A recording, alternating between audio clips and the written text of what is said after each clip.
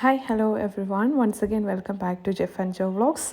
അപ്പോൾ ഇന്ന് നമ്മളൊരു എക്സ്പെരിമെൻ്റൽ വീഡിയോ ആയിട്ടാണ് വന്നിരിക്കുന്നത്. അപ്പം ഞാൻ എന്താ ഈ പാനൊക്കെ പൊക്കി പിടിച്ചുകൊണ്ടിരിക്കുന്നത് നിങ്ങൾ വിചാരിക്കുമായിരിക്കും. മറ്റൊന്നുമല്ല, നമ്മൾ നേരത്തെ യൂസ് ചെയ്തുകൊണ്ടിരുന്ന ഒരു കാസ്റ്റ് അയണിൻ്റെ പാൻ ഉണ്ടായിരുന്നു. അപ്പോൾ അത് ഉപയോഗിക്കാതിരുന്ന ഈ ഒരു പരുവായി നന്നായിട്ട് തുരുമ്പെടുത്തിട്ടുണ്ട്. അപ്പോൾ അത് നമ്മൾ എങ്ങനെ റെഡിയാക്കി എടുക്കാം, സിമ്പിൾ ഹോം ടിപ്സൊക്കെ വെച്ചിട്ട് എങ്ങനെയാണ് റെഡിയാക്കുന്നതെന്നാണ് നോക്കാൻ പോകുന്നത്. അപ്പം നിങ്ങളുടെ എല്ലാവരുടെയും വീട്ടിൽ കാണുമായിരിക്കും ഇങ്ങനെ ഉപയോഗിക്കാതിരിക്കുന്ന കാസ്റ്റ് അയൺ പാത്രങ്ങളൊക്കെ. അപ്പോൾ ഇത് നമുക്ക് സിമ്പിളായിട്ട് റെഡിയാക്കി എടുക്കാം. പിന്നെ ഈ കാസ്റ്റ് അയണിൻ്റെ അത് ആക്ച്വലി കുക്ക് ചെയ്യുന്നത് ഭയങ്കര നല്ലതാണ്. ഈ ചീര അങ്ങനത്തെ സാധനങ്ങളൊക്കെ അതിൽ കുക്ക് ചെയ്യുമ്പോൾ അയൺ കണ്ടൻ്റ് ഒക്കെ കൂടാനായിട്ട് ഹെൽപ്ഫുള്ളാണ്. അപ്പം നമുക്ക് സ്റ്റെപ്സിലേക്ക് മൂവ് ഓൺ ചെയ്യാം. ആദ്യമായിട്ട് ചെയ്യേണ്ടതെന്ന് വെച്ച് കഴിഞ്ഞിട്ടുണ്ടെങ്കിൽ നമുക്ക് വേണ്ടുന്നത് വിനീഗറാണ്. ഇതെല്ലാവരുടെയും വീട്ടിൽ കാണുമല്ലോ. അപ്പം വിനീഗർ നമ്മൾ 1 കപ്പാണ് എടുക്കുന്നത്. 1 കപ്പ് വിനീഗറും 1 കപ്പ് വാട്ടറും കൂടെ ചേർത്തിട്ട് നന്നായിട്ട് മിക്സ് ചെയ്തെടുക്കുക. അതായത് ഈക്വൽ ക്വാണ്ടിറ്റി 1:1 പ്രൊപ്പോർഷനിൽ വേണം നമുക്ക് വിനീഗർ എടുക്കാനായിട്ട്. അപ്പം ഈ വിനീഗർ വെച്ചിട്ട് നമ്മൾ ആദ്യമേ തന്നെ ചെയ്യാൻ പോകുന്നതെന്ന് വെച്ച് കഴിഞ്ഞിട്ടുണ്ടെങ്കിൽ നമ്മുടെ പാനിൻ്റെ പുറത്തൂടെ നന്നായിട്ട് ഒന്ന് അപ്ലൈ ചെയ്ത് കൊടുക്കാൻ പോവാണ്. അപ്പോൾ അതിനിപ്പുറമായിട്ട് നിങ്ങളുടെ പാൻ പൊടിയോ ചെളിയോ അങ്ങനെയൊക്കെ ഉണ്ടെങ്കിൽ ഒന്ന് വെള്ളത്തിൽ കഴുകിയെടുക്കുന്നത് നന്നായിരിക്കും. ഒരുപാട് അഴുക്കുണ്ടെങ്കിൽ ജസ്റ്റ് മൈൽഡ് ക്വാണ്ടിറ്റി സോപ്പ് ഉപയോഗിച്ചിട്ട് കഴുകാവുന്നതാണ്. സോപ്പ് ഇടണമെന്ന് നിർബന്ധമില്ല, ജസ്റ്റ് വെള്ളത്തിൽ കഴുകിയെടുത്താലും മതി. പിന്നെ ഇതുപോലെ എന്തെങ്കിലും ഒരു മുറം പോലത്തെ, ഞാനിവിടെ ഒരു പ്ലാസ്റ്റിക് മുറം യൂസ് ചെയ്തിട്ടുണ്ട്. കാരണം അവിടെ ഒന്ന് സ്പ്രെഡ് ആകാതിരിക്കാൻ വേണ്ടിയിട്ടാണ് ഇങ്ങനെ ചെയ്യുന്നത്. കാരണം നമ്മൾ ഇതിനകത്തോട്ട് ആഡ് ചെയ്ത് കൊടുത്തിരിക്കുന്ന വിനീഗർ അഥവാ അസറ്റിക് ആസിഡ്. അപ്പോൾ ഈ ഒരു സമയത്ത് ഇതിനകത്ത് പ്രസൻറ്റഡ് ആയിട്ടുള്ള റസ്റ്റ് ഈ അസറ്റിക് ആസിഡുമായിട്ട് റിയാക്ട് ചെയ്യും. ആ ഒരു സമയത്ത് ആ റസ്റ്റ് പുറത്തോട്ട് ഇളകുന്ന സമയത്ത് അവിടെ ഒന്നും ആകാതിരിക്കാനാണ് ഞാനിങ്ങനെ മുറം വെച്ച് കൊടുത്തിരിക്കുന്നത്. അല്ലെങ്കിൽ നിങ്ങൾക്ക് മറ്റെന്തെങ്കിലും പ്ലാസ്റ്റിക് ഷീറ്റോ അങ്ങനെ എന്തെങ്കിലും ഇടാവുന്നതാണ്. കാരണം നമുക്ക് വേറെ പാത്രത്തിലൊന്നും ഇടാൻ പറ്റത്തില്ല. ഇത് കണ്ടോ, ഇങ്ങനെ റസ്റ്റ് ഇളകുന്നത് നമുക്ക് കാണാൻ പറ്റും. ഇത് ഈ ആസിഡുമായിട്ടുള്ള ആ ഒരു റിയാക്ഷനാണ് ശരിക്കും ഇവിടെ നടക്കുന്നത്. നമ്മൾ പണ്ട് കെമിസ്ട്രി ക്ലാസ്സസിലൊക്കെ പഠിച്ചിട്ടുള്ള കാര്യങ്ങളൊക്കെ തന്നെയാണ് ഇവിടെ നടക്കുന്നത്. അപ്പം ഇതിപ്പം ഭയങ്കരമായിട്ടും, അതായത് ഇപ്പം എൻ്റേതെന്ന് വെച്ച് കഴിഞ്ഞാൽ അത്യാവശ്യം ക്വാണ്ടിറ്റി റസ്റ്റ് ഉണ്ട്. അപ്പോൾ ഇങ്ങനെ നല്ല രീതിയിലുണ്ട്. ഇതിലും കൂടുതലൊക്കെ ഉണ്ടെങ്കിൽ 1 മണിക്കൂർ നേരമൊക്കെ വെക്കാവുന്നതാണ്. അതിൽ കൂടുതൽ വെക്കണ്ട കേട്ടോ. ഓവറായിട്ട് വെച്ച് കഴിഞ്ഞിട്ടുണ്ടെങ്കിൽ വേറെ റിയാക്ഷനൊക്കെ നടക്കാൻ ചാൻസ് ഉണ്ട്. മാക്സിമം 1 അവർ. അതിനുശേഷം നമുക്കൊരു സ്ക്രബ്ബർ വെച്ചിട്ട് റബ്ബ് ചെയ്ത് കൊടുക്കാം. അപ്പം ഈ ഒരു പ്രോസസ്സ് നമുക്ക് 1-2 തവണ റിപ്പീറ്റ് ചെയ്യാവുന്നതാണ്. കാരണം അതിലെ പ്രസൻറ്റഡ് ആയിട്ടുള്ള മൊത്തം റെസ്റ്റ് നല്ല രീതിയിൽ നമുക്ക് പോയി കിട്ടണം. അപ്പോൾ അതിനാണ് നമ്മൾ ഫസ്റ്റ് സ്റ്റെപ്പായിട്ട് ഇങ്ങനെ വീണ്ടും വീണ്ടും റിപ്പീറ്റ് ചെയ്ത് ചെയ്യുന്ന ഒരു 2 to 3 ടൈംസ് നമുക്ക് ഈ ഒരു പ്രോസസ്സ് റിപ്പീറ്റ് ചെയ്ത് എടുക്കാവുന്നതാണ്. ഈ ഒരു പ്രോസസ്സിൻ്റെ സമയത്ത് ശരിക്കും പറഞ്ഞു കഴിഞ്ഞാൽ അയൺ അസറ്റേറ്റ് ആണ് ഇവിടെ പ്രൊഡ്യൂസ് ചെയ്തുകൊണ്ടിരിക്കുന്നത്. ഇത് ശരിക്കും നല്ല രീതിയിൽ പോകണം, എന്നാൽ മാത്രമേ നമുക്ക് അടുത്ത സ്റ്റെപ്പ് പ്രോപ്പറായിട്ട് ചെയ്യാനായിട്ട് പറ്റത്തുള്ളൂ. അപ്പോൾ ഇനി അടുത്തതായിട്ട് നമ്മൾ ചെയ്യാൻ പോകുന്നതെന്ന് വെച്ച് കഴിഞ്ഞിട്ടുണ്ടെങ്കിൽ നമ്മൾ ബേക്കിംഗ് സോഡയാണ് അടുത്ത സ്റ്റെപ്പിലായിട്ട് യൂസ് ചെയ്യാൻ പോകുന്നത്. ഈ ഒരു പ്രോസസ്സ് കഴിഞ്ഞ് നന്നായിട്ട് വാഷ് ചെയ്തെടുക്കുക. അതിനുശേഷം നമ്മൾ ബേക്കിംഗ് സോഡ എടുത്തു. ഇതെല്ലാവരുടെയും വീട്ടിൽ ഉണ്ടെന്ന് വിശ്വസിക്കുന്നു. അല്ലെങ്കിൽ ജസ്റ്റ് ഒരു ചെറിയ പാക്കറ്റ് ബേക്കിംഗ് സോഡ വാങ്ങിക്കുക. എന്നിട്ട് ബേക്കിംഗ് സോഡ ഇങ്ങനെ സ്പ്രിങ്കിൾ ചെയ്ത് കൊടുക്കാം. അതിപ്പം നമ്മുടെ പാത്രത്തിൻ്റെ സൈസ് ഡിപ്പെൻഡ് ചെയ്തിട്ട് ഇട്ട് കൊടുക്കുക. എന്നിട്ട് ഇതേപോലെ തന്നെ ഒരു സ്ക്രബ്ബർ വെച്ചിട്ട് റബ്ബ് ചെയ്ത് കൊടുക്കാവുന്നതാണ്. ഈ ഒരു പ്രോസസ്സ് കുറച്ച് ടൈം എടുത്ത് തന്നെ ചെയ്യുക. കാരണം അതിൽ നിന്ന് ഈ പറഞ്ഞ പോലെ തന്നെ വീണ്ടും റിമൈനിങ് ആയിട്ടുള്ള റസ്റ്റ് ഇളകാനായിട്ട് ഹെൽപ്പ് ചെയ്യുന്നുണ്ട്. ഈ ഒരു സമയത്ത് നടക്കുന്നതെന്ന് വെച്ച് കഴിഞ്ഞിട്ടുണ്ടെങ്കിൽ ഇപ്പോൾ ഓൾറെഡി നമ്മുടെ ആ ഒരു പാൻ ഒരു വിനീഗറിൻ്റെ അത് പ്രസൻറ്റഡ് ആയിട്ടുള്ള ആസിഡ് അതുമായിട്ട് റിയാക്ട് ചെയ്തൊരു അസിഡിക് ഫോമിലാണ് ഇരിക്കുന്നത്. അതിനകത്തോട്ട് നമ്മൾ ഈ പറഞ്ഞ പോലെ ബേക്കിംഗ് സോഡ അഥവാ സോഡിയം ബൈകാർബണേറ്റ് ഇട്ട് കൊടുത്തു കഴിയുമ്പോഴത്തേക്കും അവിടെ ഒരു റിയാക്ഷനാണ് ആക്ച്വലി നടക്കുന്നത്. ഈ ഒരു റിയാക്ഷൻ്റെ പ്രോസസ്സായിട്ട് ശരിക്കും പറഞ്ഞു കഴിഞ്ഞിട്ടുണ്ടെങ്കിൽ അവിടെ ഈ പറഞ്ഞ പോലെ കാർബൺ ഡൈ ഓക്സൈഡാണ് പ്രൊഡ്യൂസ് ചെയ്യുന്നത്. ഇതൊക്കെ നമ്മൾ നമ്മുടെ പണ്ടത്തെ കെമിസ്ട്രി ക്ലാസ്സിനകത്തൊക്കെ പഠിച്ചിട്ടുള്ള കാര്യമാണ് കേട്ടോ. അപ്പോൾ ശരിക്കും കാർബൺ ഡൈ ഓക്സൈഡും വാട്ടറുമാണ് ഇതിൻ്റെ ബൈ പ്രോഡക്റ്റായിട്ട് വരുന്നത്. അതാണ് ഇവിടെ കാണുന്നത്. ഓക്കെ, അപ്പോൾ ഈ ഒരു പ്രോസസ്സ് കുറച്ച് സമയം എടുത്ത് തന്നെ ചെയ്യുക. കാരണം നല്ല രീതിയിൽ ഈ പറഞ്ഞ പോലെ അതിൽ നിന്ന് ഇളകുന്നുണ്ട്. ആ റസ്റ്റ് നല്ല രീതിയിൽ ഇളകി പോകാനായിട്ട് ഹെൽപ്ഫുള്ളാണ്. ഇതും നമുക്ക് ഈ പറഞ്ഞ പോലെ കുറേ നേരം ഇങ്ങനെ നന്നായിട്ട് ചെയ്തിട്ട് വെള്ളം ഒഴിച്ചിട്ട് കളയാം. അപ്പോഴത്തേക്കും തന്നെ ആ പാനിൻ്റെ കളർ മാറുന്നത് നമുക്ക് കാണാനായിട്ട് പറ്റുന്നതാണ്. നമുക്കറിയാം ഒരുപാട് മെത്തേഡ് ഉണ്ട് കേട്ടോ ഈ പറഞ്ഞ പോലെ റസ്റ്റ് കളയാനായിട്ട്.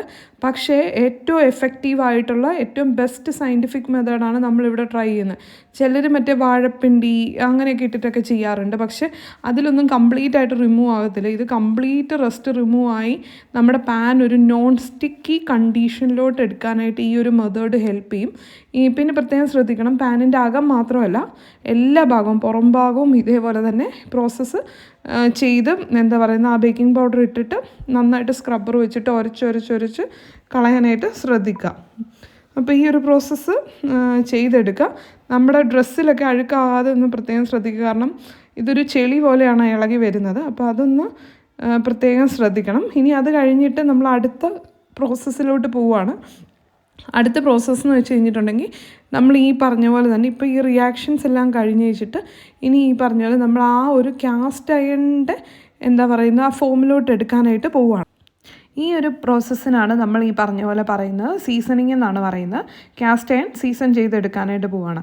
അപ്പോൾ ഇതിനായിട്ട് നമ്മൾ യൂസ് ചെയ്യുന്നതെന്ന് വെച്ച് കഴിഞ്ഞിട്ടുണ്ടെങ്കിൽ ജസ്റ്റ് ഓയിൽ മാത്രമാണ്. അപ്പോൾ അതിന് ആദ്യത്തെ സ്റ്റെപ്പ് എന്ന് പറയുന്നത് നമ്മുടെ പാൻ, അതായത് കഴുകി വൃത്തിയാക്കി അതിലെ തുരുമ്പെല്ലാം പോയ നല്ല ക്ലീൻ ആയിട്ടുള്ള പാൻ ഒരു സ്റ്റൗവിൽ വെച്ചിട്ട് ഇതേപോലെ ചൂടാക്കിയെടുക്കുക.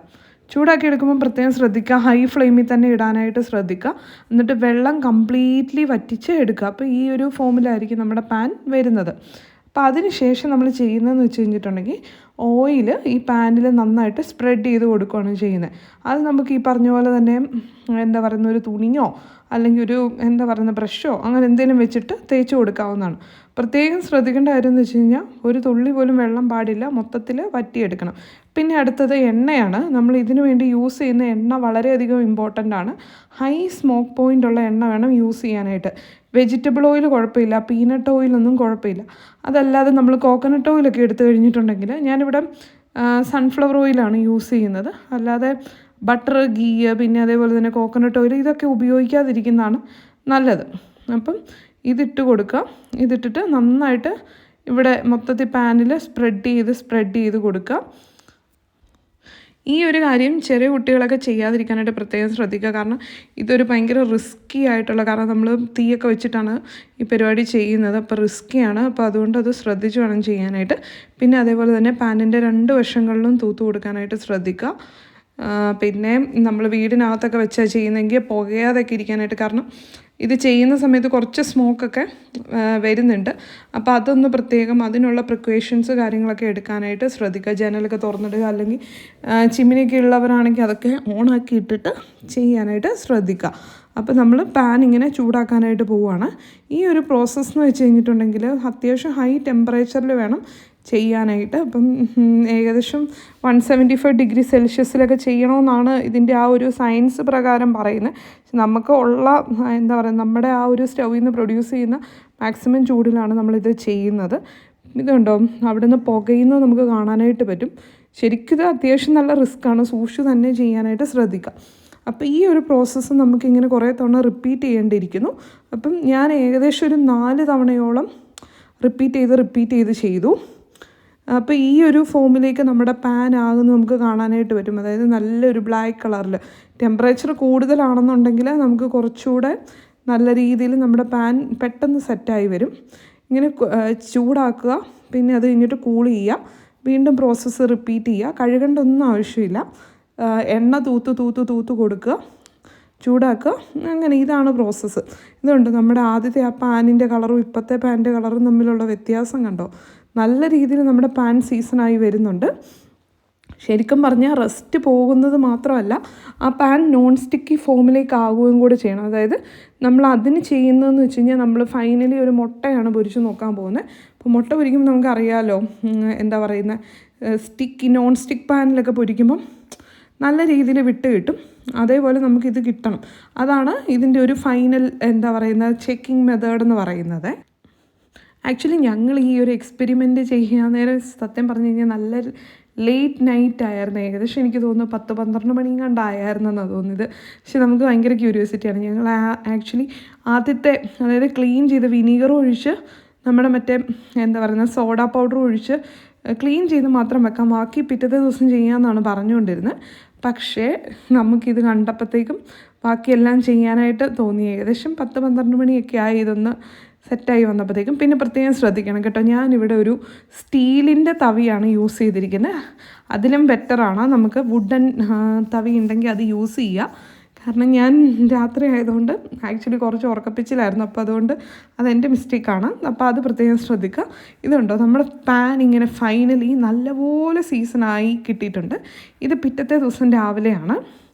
പിറ്റത്തെ ദിവസം രാവിലെ ഞാൻ എന്താ പറയുന്നത്, നമ്മുടെ കുക്കിങ്ങിന് വേണ്ടിയിട്ട് എണ്ണ ഒഴിച്ചു കൊടുത്തു.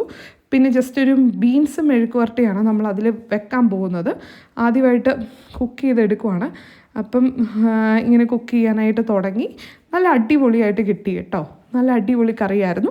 അപ്പോൾ നിങ്ങളെല്ലാവരും നിങ്ങളുടെ വീട്ടിൽ ഇങ്ങനെ നാശമായിട്ട് അഥവാ നമ്മൾ കെയർ ചെയ്യാതിരിക്കുന്ന പാൻ എന്തെങ്കിലും ഉണ്ടെങ്കിൽ അതെടുത്ത് ഇങ്ങനെ ട്രൈ ചെയ്യുക. പിന്നെ ഇത് നമ്മൾ ഉപയോഗിക്കുമ്പോൾ പ്രത്യേകം ശ്രദ്ധിക്കണം. ഉപയോഗിച്ച് കഴിഞ്ഞിട്ട് മൈൽഡ് സോപ്പ് ഇട്ടിട്ട് ജസ്റ്റ് ഒന്ന് കഴുകിയിട്ട് നന്നായിട്ട് ഉണക്കിയെടുക്കുക, എണ്ണ തേച്ച് ഉണക്കിയെടുക്കുക സ്റ്റൗവിൽ വെച്ചിട്ട്. അങ്ങനെ അതിനുശേഷം തണുത്ത ശേഷം ഇങ്ങനെ എന്തെങ്കിലും ഒരു കവറിനകത്തിട്ടിട്ട് അധികം ലൈറ്റ് ഏക്കത്തില്ലാത്തൊരു കബോർഡിനകത്തേക്ക് വെക്കാവുന്നതാണ്. അപ്പോൾ എല്ലാവരും ട്രൈ ചെയ്ത്